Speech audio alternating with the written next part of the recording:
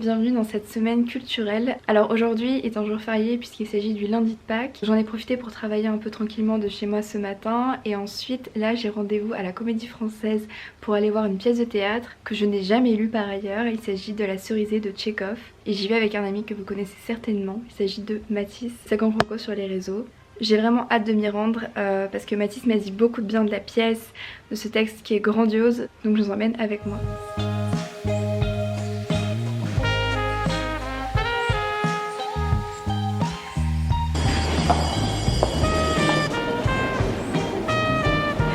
Allez. Si, on va pas rater la pièce.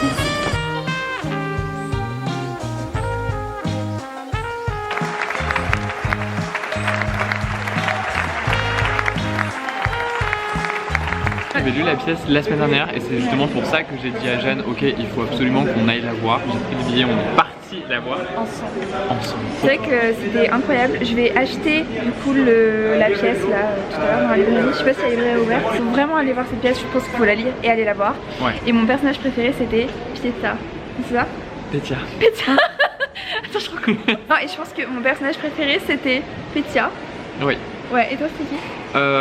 Moi j'adore Fierce, je le trouve extrêmement touchant, c'est vraiment le vieillard, c'est le domestique très vieux que je trouve très touchant et j'aime beaucoup Lopakin pour sa clairvoyance.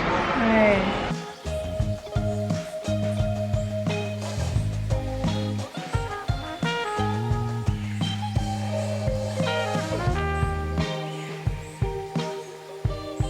Vous avez aimé?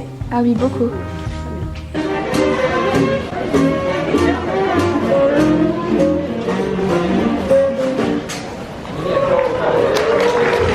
Alors aujourd'hui nous sommes mardi et j'ai passé la journée chez moi à filmer des vidéos, à monter des vidéos aussi. Et là ce soir c'est assez particulier puisque je vais fêter les 2 ans de mon agence avec Mathis et Juliette, mes 2 associés, mais également plein de créateurs de l'agence et aussi certains de nos clients. Enfin, le retour de Jeanne sur YouTube.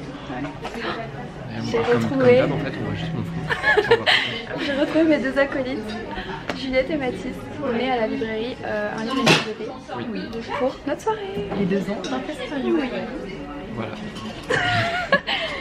Elle est magnifique cette librairie, j'aime beaucoup les références. Attends, je vais filmer en mode... Déjà on commence à lire.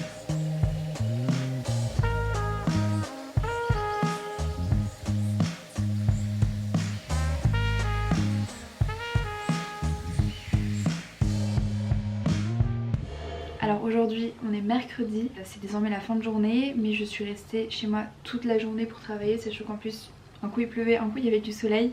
Donc au moins j'ai bien pu avancer sur toutes mes tâches du moment. Donc j'ai surtout fait du montage, encore et toujours du montage. Mais là je suis contente parce que ça rend assez bien. Et c'est notamment 2 vidéos pour le café culturel, donc voilà. Et là je prends ma caméra parce que j'ai à peu près fini ce que j'avais à faire pour aujourd'hui et je vais aller boire un matcha avec ma cousine avant de rentrer à nouveau et de rebosser un peu.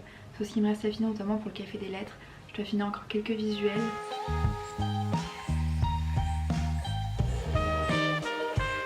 Ce matin, comme d'habitude, j'étais chez moi pour travailler et là je me dirige vers un tournage avec Thomas Negaroff pour filmer dans sa bibliothèque.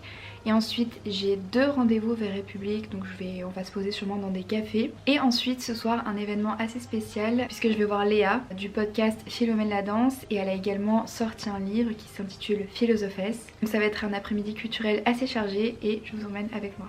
D'ailleurs je dis ça, il me reste encore à peu près 40 minutes avant de partir de chez moi, donc je pense que je vais aussi un peu en profiter pour commencer son livre et prendre un petit temps de lecture.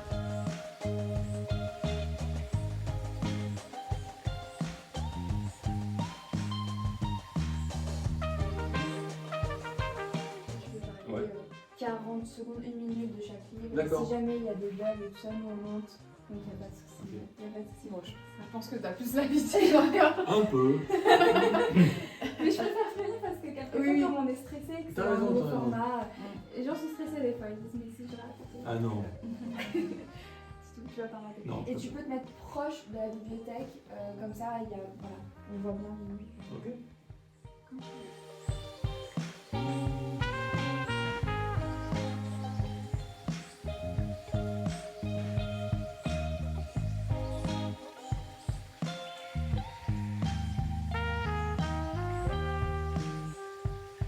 C'est un mot, quand on creuse, qui existe au moins depuis le XIVe siècle, parce qu'on le retrouve dans le dictionnaire de la langue médiévale française. Et donc le fait qu'aujourd'hui il soit sorti de l'usage, c'est pas du tout anodin. C'est très symbolique, parce que les femmes n'avaient pas le droit de philosopher, donc pourquoi est-ce qu'on a nommé quelque chose qui n'existe pas?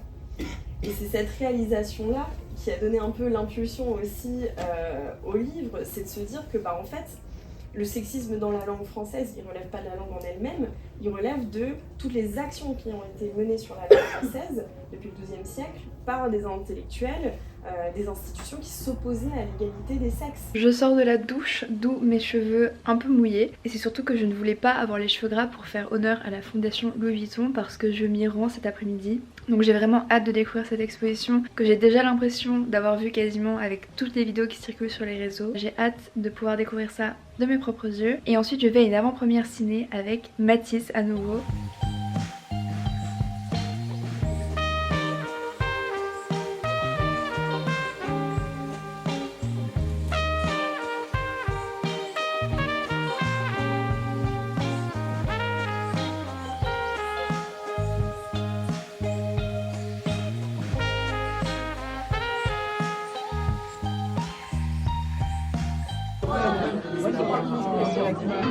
Après cette escapade à la Fondation Louis Vuitton, je retrouve encore Mathis pour les indomptés. Sans la présence de Jacob et Lundi, on tient à le préciser. Oui. Tu penses qu'il va venir quand même? Non. Alors ce matin j'étais sur le montage de la vidéo que vous êtes en train de regarder et ça faisait sûrement des années que j'avais pas monté des longues vidéos YouTube et je ne me rappelais pas à quel point c'était long. Et là j'ai décidé de sortir aujourd'hui vers Saint-Germain pour aller voir un accrochage dans une galerie qui fait écho à l'exposition Paris Noir au centre Pompidou. J'ai vu que l'accrochage finissait dans 2 jours donc c'est pour ça que je me suis dit c'était ce week-end ou jamais.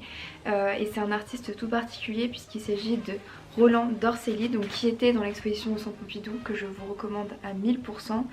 Et je sais pas, j'ai été complètement envoûtée par son travail. Il y avait notamment un tableau que j'ai beaucoup aimé, qui n'est pas dans le catalogue, mais qui se nomme Le Café de Flore. Donc je sais pas, j'ai vu ce tableau.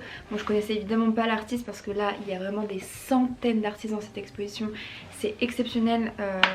La richesse et le nombre de découvertes que j'ai faites. Après je vais en profiter pour lire, me poser dans un café et après j'ai un tournage avec Paul du compte Grosso Modo que vous connaissez certainement sur Instagram ou TikTok, à nouveau pour faire un tournage bibliothèque. Je vous emmène avec moi.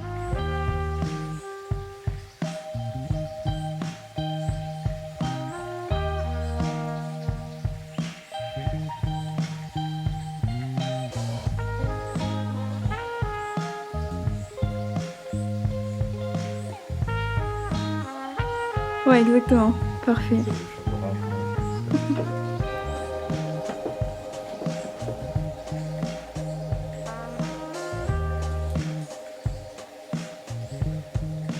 Ce matin j'ai pris un petit peu le temps pour lire, également pour poster toutes les vidéos sur tous les cafés.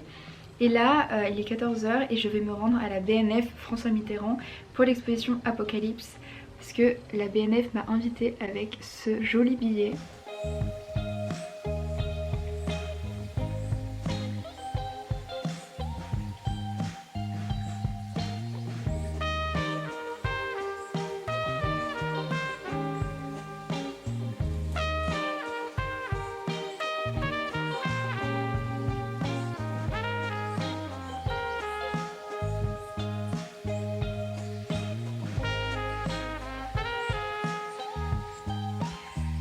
Je viens de finir l'exposition Apocalypse et j'ai été vraiment agréablement surprise. Je m'attendais à apprendre des choses, mais je m'attendais pas à ce qu'il y ait une profusion aussi importante d'artistes. On découvre vraiment l'Apocalypse vu par les artistes avant Jésus-Christ jusqu'à aujourd'hui, l'époque contemporaine.